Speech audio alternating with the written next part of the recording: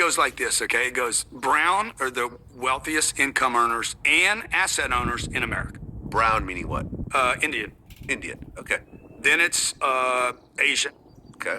I think you guys are right there, number 3. The Jews? Number 3 spot, because Okay. y'all get into a whole bunch of other bullshit. There's not that many of us, though. There's way less Jews than no, 100%. the other. I mean, by GDP and by population, you guys are fucking like outstanding, outliers. Great. Then it's the white people in the middle.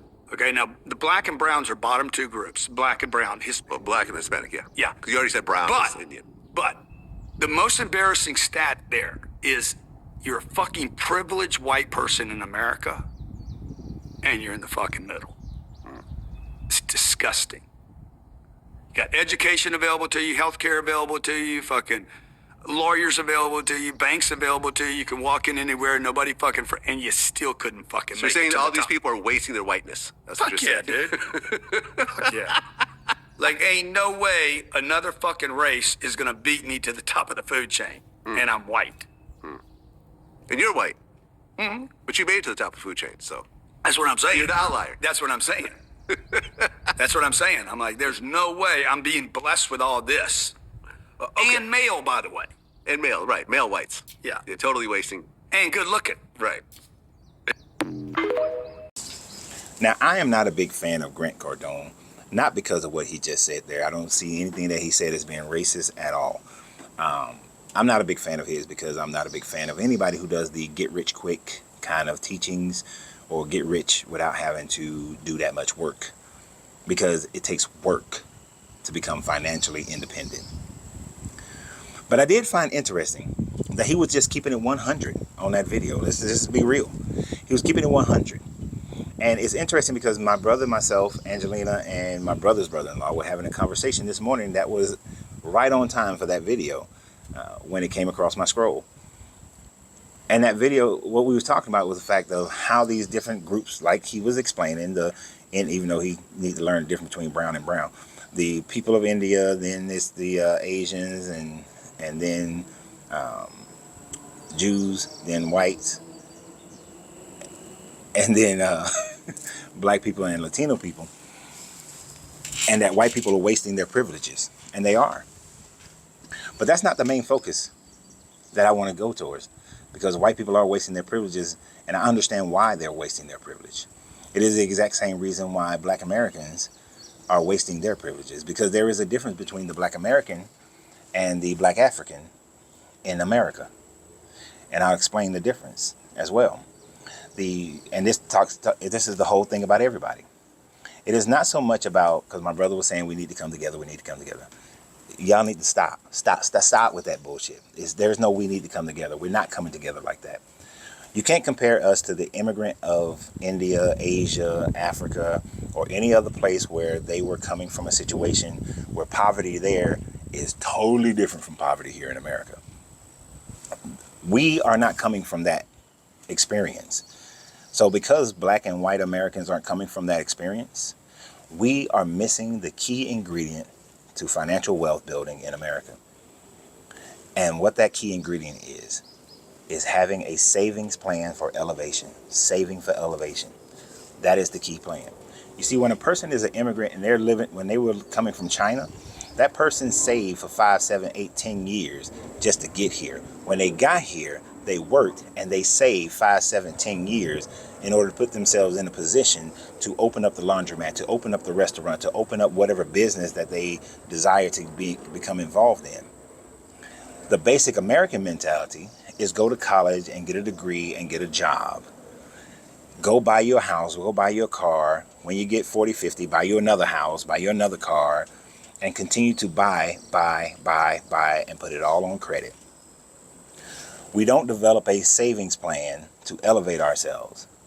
We will put money into what we call, our retirements and our 401ks and things of that nature. But that is just having a basic lifestyle. And in most cases, we're finding ourselves where our retirement plan doesn't keep pace with inflation.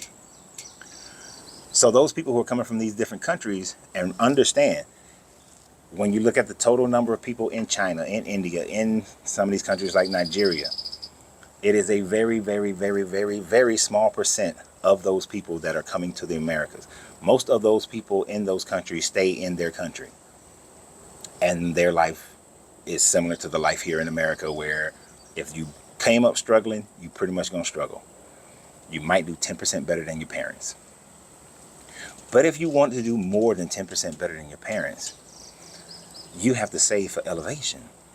How many of you right now, and I know you're not going to say it, but unless you're very bold, how many of you right now will admit that you have less than $5,000 in savings and that you don't really have a plan of saving to elevate yourself? If you are saving some money, you're saving it because you're going on vacation. You're saving it because you want to buy a car. You're saving it because you want to buy a house. You're saving it because of something like that. And although saving for a house is good if you're looking at the house as an investment, but you're saving it for a house that you're going to live in, not one that you're going to make money off of. How many of you are doing that? Most people are not doing it. Most people are saving for an immediate material purchase or a vacation or something of that nature. You're not saving money for 5, 7, 10 years in order to have a down payment to be able to get the business loan so that you can start your business. You're not doing the research to see whether or not that business is a viable business. You're not paying for the coaching to have somebody who's done business to teach you and make sure that you are investing that money that you saved for so long into something that's going to give you a return on your investment. That's not what you're doing. So these people aren't financially successful because they stay together. It does make it easier when everybody's purchasing from everybody. But if you go into the Asian parts of your town where it looks like everybody's supporting each other, you will see businesses come up and you will see businesses go out of business in the same way that you see any place else. The ones that you mostly see are the ones that are in your neighborhood, because generally they are the 1, 2, 3, 4 only ones in that neighborhood. And I've coached people many times before who just wanted to put the same type business in the same neighborhood, and that does not work. You have to go where you're not. If you go where you're not, then you create a need for what you're providing. That's good business sense. But if you're not investing, if you're not trying to buy tax lien properties, if you're not buying rental properties, if you're not investing in high growth stocks or whatnot, if you're not investing in some type of business, then you are not setting yourself up for financial independence, and you are not growing. And see, I want people, I know most of my channel is about why I left religion. But whether you're Christian or you're not Christian or you're Muslim or whatever you are, I don't care when it comes to financial independence.